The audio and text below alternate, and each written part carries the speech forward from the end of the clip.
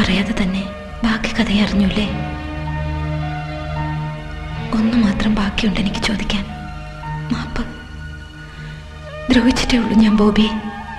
അന്നും ഇന്നും എന്നും വേദനിപ്പിച്ചിട്ടേ ഉള്ളൂ ഞാൻ ബോബിയെ. അന്നും ഇന്നും എന്നും. പക്ഷെ എനിക്കറിയാം,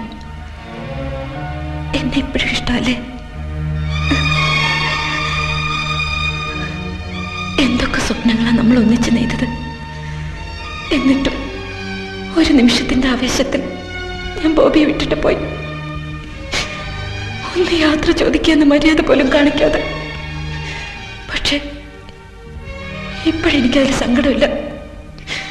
നമ്മൾ ഒന്നിച്ച ശേഷം, നമുക്കൊരു കുടുംബം ഉണ്ടായ ശേഷം ഞാൻ പിരിഞ്ഞു പോയിരുന്നെങ്കിൽ അതിൽ നല്ലതല്ല ഇത്. ഇപ്പോഴും ഇഷ്ടമെന്ന് പറഞ്ഞതുകൊണ്ടാണ് ഞാനിതൊക്കെ പറയുന്നത്. പറഞ്ഞോളൂ, കേൾക്കാൻ എനിക്കിഷ്ടമാണ്.